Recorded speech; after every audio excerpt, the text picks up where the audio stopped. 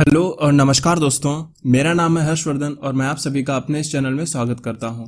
आज हम पढ़ेंगे विश्व के प्रमुख संगठन और इसके जो हेडक्वार्टर है यानी कि जो इसके एचक्यू है वो कहाँ कहाँ पर है। ठीक है, उनकी लोकेशंस को हम लोग जानेंगे और मेन जो इम्पोर्टेंट हेडक्वार्टर्स जो एग्जाम में पूछ लिए जाते हैं उनको आज हम लोग पढ़ेंगे और उनको हम लोग डिस्कस करेंगे विद पिक्चर के साथ कि उनकी जो विश्व में है लोकेशन वो कहाँ पर है और उनका जो मुख्यालय है वो कहाँ पर है। इसके बारे में हम लोग आज अच्छे से पढ़ेंगे। और अगर आप इसको पीडीएफ पाना चाहते हैं तो आप जो है हमारे टेलीग्राम चैनल पर चले जाइए, जो कि हमारा यूट्यूब चैनल का नाम है। आप वहीं पर जो है वो वहाँ पर आप टाइप करिए तो उससे क्या है आपको हमारे टेलीग्राम पर जो है उसका ग्रुप मिल जाएगा और वहाँ से जो है आप इसकी पीडीएफ जो है वो आप फ्री में डाउनलोड कर सकते हैं। तो चलिए शुरू करते हैं। पहला है हमारा FAO यानी कि बात हो रही है फूड एग्रीकल्चरल ऑर्गेनाइजेशन के बारे में, यानी कि खाद्य और कृषि संगठन के बारे में। तो देखिए यहाँ पर कृषि आया है। ठीक है, कृषि कौन करता है? कृषि करता है किसान। और जब किसान कृषि करता है तब उसका क्या हो जाता है? तो उसका रोम रोम जो है वो थक जाता है। ठीक है, जब किसान कृषि करेगा तब उसका रोम रोम क्या है? थक जाएगा। तो रोम रोम से क्या निकल के आता है? रोम रोम से निकलता है हमारा रोम।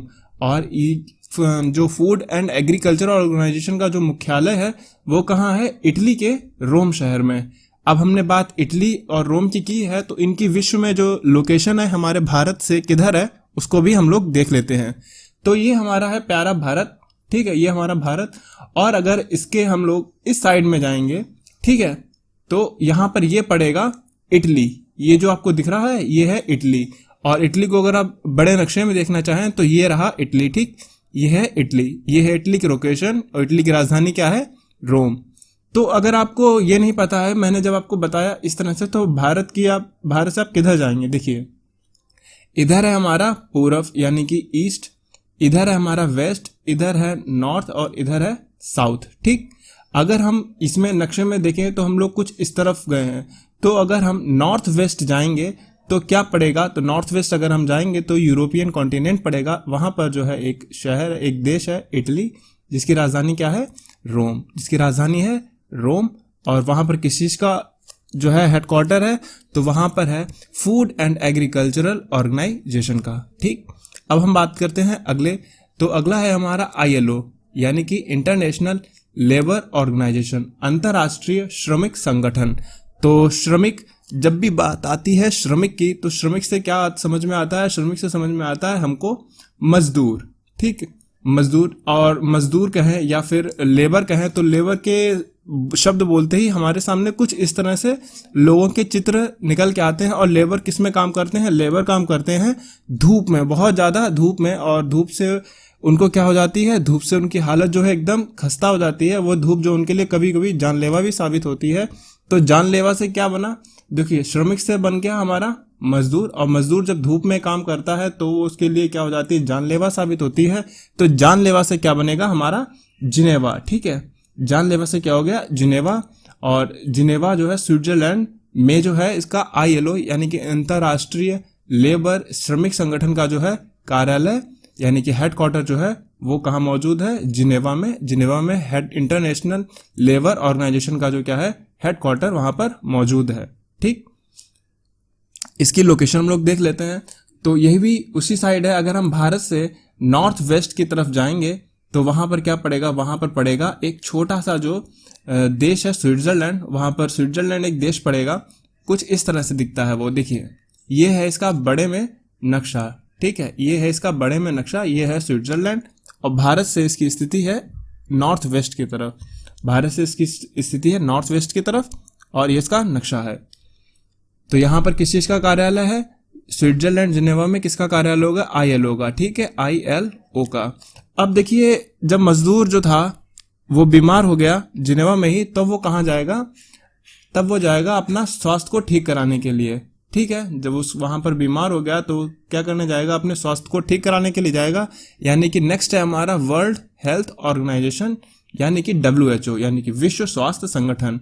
तो अब मजदूर जो है अब वो बीमार पड़ गया है, उसने धूप में काम किया है इतना सारा और वो धूप में क्या हो गया? बीमार पड़ गया। तो वो ऐसा तो करेगा नहीं कि किसी और देश में जाए। जब भी कोई इंसान बीमार पड़ता है तो सबसे पहले अपने आसपास के ही जो डॉक्टर है उसके पास में जाता है। तो क्या करेगा, अब एक डॉक्टर के पास जाएगा। अब मजदूर ने देखो जानलेवा धूप में काम किया है, तो वो कहाँ जाएगा, अपने देश के ही जो डॉक्टर के पास जाएगा। ठीक है, अपने देश के ही डॉक्टर के पास जाएगा। तो इसलिए मजदूर संगठन कहाँ था, जिनेवा में, और डॉक्टर का जो है अंतर्राष्ट्रीय विश्व स्वास्थ्य संगठन है वो भी कहाँ होगा, जिनेवा में। ठीक है, जिनेवा में, यानी कि स्विट्जरलैंड देश में, जिनेवा में। तो हमने क्या क्या जाना, हमने जिनेवा में एक हेडक्वार्टर जाना है, किसका, ILO का, क्योंकि मजदूर ने वहां पर जानलेवा गर्मी में काम किया। तो वो क्या हो गया, तो वो बीमार हो गया। बीमार होने के बाद वो अपने स्वास्थ्य को, अपनी हेल्थ को ठीक करने के लिए कहां पर जाएगा, अपने ही देश के डॉक्टर के पास जाएगा। तो अपना ही देश कौन सा है उसका, जिनेवा है। तो जिनेवा में क्या हो गया, विश्व स्वास्थ्य संगठन का जो है और जो है हेडक्वार्टर जो है वो वहां पर मौजूद होगा। अब बात करते हैं अंतर्राष्ट्रीय संयुक्त राष्ट्र के उच्चायुक्त यानी मानवाधिकार के लिए, यानी कि United nation high commission for human rights. तो अब देखिए डॉक्टर, उस मजदूर के ही साथ क्या हुआ, उस मजदूर की ही कहानी को आप समझते चलिए। ठीक है, तो अब मजदूर ने जब जानलेवा धूप में काम किया तो उसको जो है डॉक्टर की सुविधा उसके अपने ही देश में मिल गई। तो ये कहीं ना कहीं मानवता दिखाई। तो मानवता से क्या बना, मानवाधिकार बना। ठीक है, मानवता से क्या बना, मानवाधिकार बना। तो ये देखिए मजदूर ने काम किया धूप में, और डॉक्टर भी उसको वहां पर मिल गए। ठीक है, डॉक्टर भी उसको उसी के देश में मिल गए। तो ये क्या हुआ, तो ये कहीं ना कहीं उस देश के लोगों ने मानवता दिखाई। उस देश के लोगों में जो मानवता है ज्यादा है, वहां के लोगों को अधिकार ज्यादा है। तो वो भी, इसका भी हेडक्वार्टर कहाँ मिलेगा, जिनेवा में, यानी कि स्विट्जरलैंड में। तो United national high commission for human rights का जो हेडक्वार्टर है वो भी कहाँ है, वो भी मिलेगा आपको जिनेवा में। ठीक, अब बात आती है विश्व व्यापार संगठन की। ठीक है, वर्ल्ड ट्रेड ऑर्गेनाइजेशन की। तो इस कहानी में भी आप उसी मजदूर को लेके चलिए। अब देखिए विश्व का व्यापार जो है कहाँ से बढ़ सकता है, तो जिस देश में मजदूर लोग ज्यादा होंगे, काम करने वाले लोग ज्यादा होंगे। ठीक है, मजदूर को एक तरह से हम लोग काम करने वाला भी समझते हैं।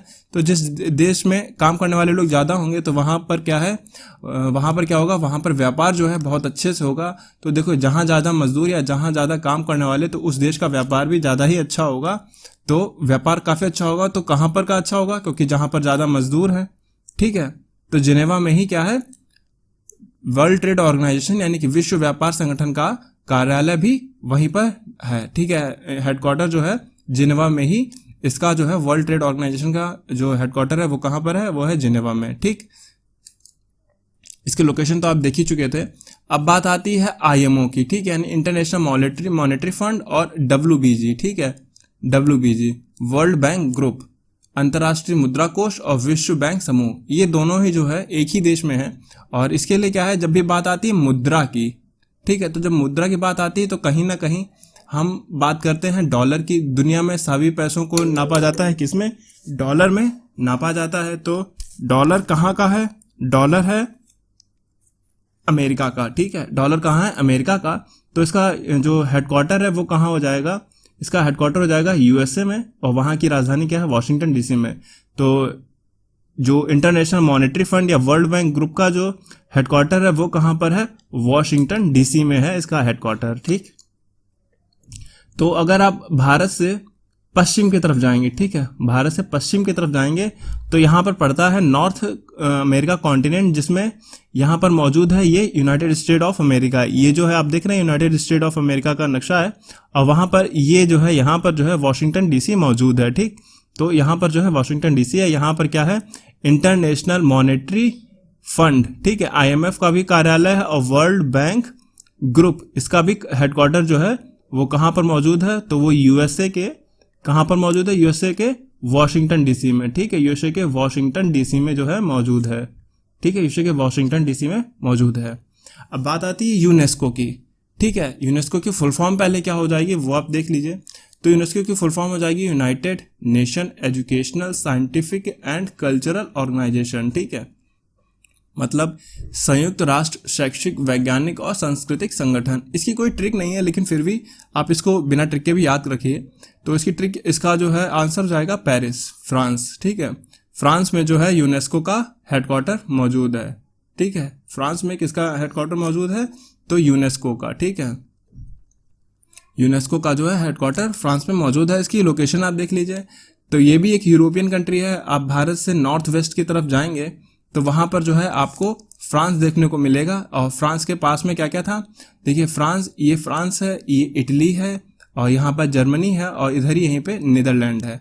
तो ये फ्रांस है। फ्रांस की राजधानी है क्या है, पेरिस, जहां पर आपको आईफिल टावर भी देखने को मिलता है। ठीक है, आईफिल टावर कहाँ पर है, फ्रांस में है। और यहीं पर किसका है, यूनेस्को का जो है हेडक्वार्टर जो है यहीं पर मौजूद है। ठीक, अब बात आती है यूएनएससी की। ठीक है, यूनाइटेड नेशन सिक्योरिटी काउंसिल। तो संयुक्त राष्ट्र सुरक्षा परिषद का मुख्यालय कहाँ पर है, तो संयुक्त राष्ट्र सुरक्षा परिषद का मुख्यालय है यूनाइटेड स्टेट्स के न्यूयॉर्क सिटी में। ठीक है, न्यूयॉर्क में जो है इसका मुख्यालय यानी कि हेडक्वार्टर जो है वो मौजूद है।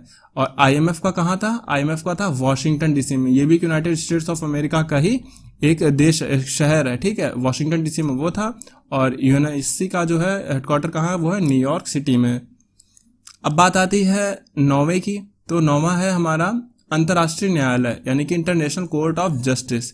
इसका कहाँ पर मौजूद है, तो ये है नीदरलैंड में। ठीक है, ये है नीदरलैंड के जो द हेग शहर है वहां पर जो है वह मौजूद है इंटरनेशनल कोर्ट ऑफ जस्टिस यानी कि आईसीजे का जो है हेडक्वार्टर कहाँ पर है, जो है नीदरलैंड के द हेग में। अब इसकी भी लोकेशन देख लेते हैं। ये भी एक यूरोपियन कंट्री है।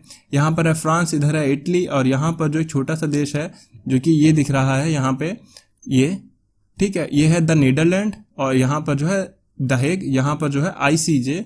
ठीक है, ICJ international court of justice का जो है हेडक्वार्टर जो है वो मौजूद है। फिर नेक्स्ट है और लास्ट है हमारा यूएनडीपी यानी कि यूनाइटेड नेशंस डेवलपमेंट प्रोग्राम, संयुक्त राष्ट्र विकास कार्यक्रम। तो बात जब भी विकास की आती है, ठीक है, डेवलपमेंट की आती है, तो हम लोग विकास को कुछ इस तरह से देखते हैं, समझते हैं कि जहां पर हर प्रकार का विकास हो रखा है। और डेवलपिंग कंट्री में सबसे नंबर 1 पे अगर बात करें तो आता है यूनाइटेड स्टेट्स। ठीक है, तो यूनाइटेड स्टेट्स के जो न्यूयॉर्क सिटी है यहाँ पर जो यूएनडीपी का जो है हेडक्वार्टर जो है वो मौजूद है। ठीक है, यूनाइटेड स्टेट्स में न्यूयॉर्क सिटी में यूएनडीपी का हेडक्वार्टर मौजूद है। तो ये थी आज की हमारी वीडियो जिसमें हमने 10 जो थे इम्पोर्टेंट हेडक्वार्टर्स थे उनको हमने जाना। तो अगर आपको ये वीडियो पसंद आई हो तो आप इसको लाइक करें। मेरे चैनल पर अगर आप नए हैं तो इसको सब्सक्राइब करें। अब मैं चलता हूँ, तब तक के लिए धन्यवाद। आप जो है मेरी बाकी की वीडियोस भी देख सकते हैं।